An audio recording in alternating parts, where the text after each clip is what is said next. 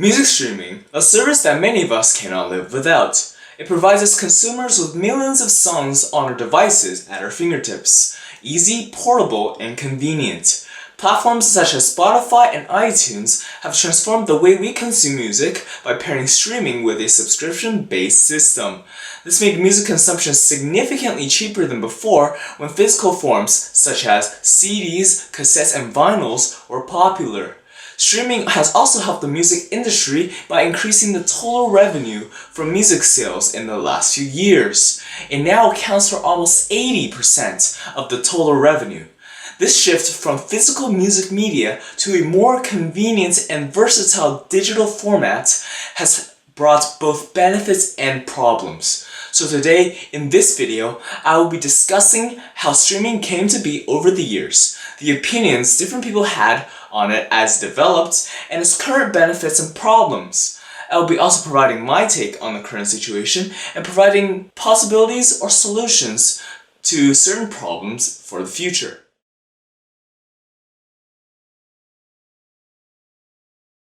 Online subscription-based streaming services such as Spotify would not exist without the development of MP3s in 1993, a file format and standard for digital audio. It introduced a lossy compression that greatly reduced the size of audio files without noticeable losses in audio quality. This offered various advantages over other forms of music such as CDs and cassettes. MP3's ability to shrink the files was perfect for hard drives, which had very small capacities, around 500 megabytes to 1 gigabyte at the time. MP3s also provided users with the freedom and flexibility to listen to any song in any order they want. This was exciting for many as MP3 players with these hard drives were often smaller than CD and cassette players with no extra baggage, perfect for portable music listening. The benefits to switching to MP3s were obvious, but it would take many years before MP3s would gain popularity. At the end of the 90s, platforms such as MP3.com and Napster were on the rise, facilitating the illegal sharing of copyrighted music. This was when many began reacting to MP3 sharing, as it was contributing to the overall declining revenue of music sales in the music industry. Some were hopeful for the benefits it would bring for artists, such as direct distribution of music to consumers and the elimination of the middleman, such as music labels, but others, however, feared that piracy would become a major problem. Most people, such as Michael McCandless, were overall optimistic for this shift. In his article, The MP3 Revolution, McCandless compiled a list of advantages and disadvantages of MP3 sharing. He believed that artists would be able to make more money as they would be able to directly distribute their own music to their fans. He praised the versatility of MP3s and their ease of use, and he acknowledged that piracy would become an issue. But he also believed that the positives would significantly outweigh the negatives. Over the years, MP3 sharing grew in popularity. Ultimately, Napster was shut down for allegedly promoting the perpetuation of illegal music. The US government and many large companies such as AT&T and Microsoft tried to combat this problem. Their solutions included alternative digital formats to computer-damaging traps for those that participated in piracy. None of these were able to solve the problem, however, because they did not provide incentives for users to either use a different format or to stop illegally acquiring audio files. Then came online subscription-based streaming. This involved companies such as Spotify and Apple. They offered consumers two types of plans for paying, ad-based or monthly subscription-based for the services while keeping the convenience of MP3s.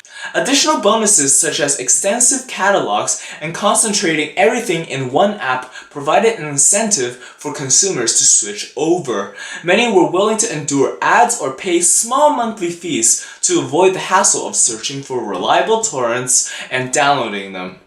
In recent years, illegal MP3 sharing has become less common as online subscription-based streaming services have become more popular.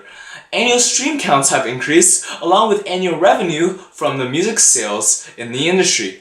Prior to the 2010s, revenue coming from the physical sales were falling as the ways we consume music became more digital. Revenue dropped by almost 2/3 from 1999, which is when Napster peaked, to 2015, from $16.6 billion to a merely $6.7 billion in the United States, not even adjusted for inflation. Physical media like CDs and cassettes were slowly becoming obsolete, only making up about 15% of all sales today. Increasing revenue in the music industry since 2016 has brought many benefits to artists. The recent increase in revenue was due to large influxes in streams, users, and the ability of the two different streaming plans to price discriminate streamers. However, many people such as the economist Alan Kruger have brought to attention the fact that much of that revenue does not reach artists. Contrary to the predictions made in the late 90s, the middlemen still take a large sum of the money from artists for the distributional services. According to Rolling Stone, Spotify only pays labels and artists 52% of the revenue as royalties. Labels then take around 50% of that 52%. This is clearly better payouts compared to artists in the 20th century, such as the 5% that the Beatles received from their sales. However, it is not ideal for many artists. It is important to note that even though more money now is going to the pockets of artists, less popular and niche artists can barely make a living through streams. They do not benefit from other sources of income such as large tours and endorsements, which means that stream income becomes more important to them. By dividing the total annual revenue that artists receive from Spotify by the annual total streams on the platform, artists actually end up making only around 0.6 cents to 0.84 cents per stream. That means when small artists write a well-performing song with, for example, 100,000 streams, they only receive around $600 to $840. Due to the low likelihood of songs performing well for small artists, streams from Spotify are barely enough to pay bills.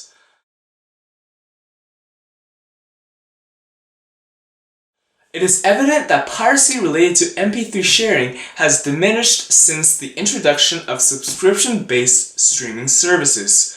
Consumers have benefited greatly from these changes. However, there is much that can be done to improve its benefits for artists. As pointed out earlier, most artists barely make enough for a living, so I am going to propose two solutions to this problem. Implementing both of these solutions is also an option and probably better than just implementing one. My first potential solution is to adjust current business models to help artists make more money with their music. Little revenue for artists means that opportunity costs of pursuing a musical career is high.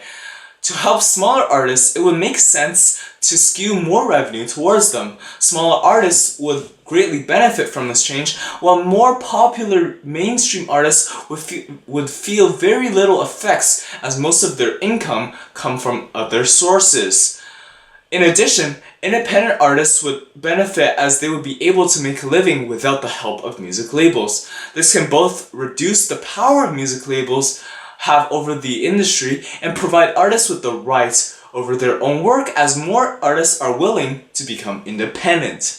If artists own their own masters, artists would also be able to receive more revenue in the long run. Another potential solution is to implement ways to better price discriminate consumers. This can be done through additional tiers of subscription. Including a more affordable tier between the current and the free tier can attract more people who are not willing to pay the original premium to pay a little to remove nuances such as ads and skip limits. Adding a premium tier above the current with features that incentivize those who crave the most satisfying experience would be able to squeeze some extra revenue out of those who can afford it. And that's it. I cannot overstate more the benefits online subscription-based streaming has brought for consumers. It has helped change music listening for the better, more affordable and convenient. However, there's still much work that can be done in the artist and label side of things to bring its benefits to all artists and musicians. Thank you for listening. I hope you enjoyed.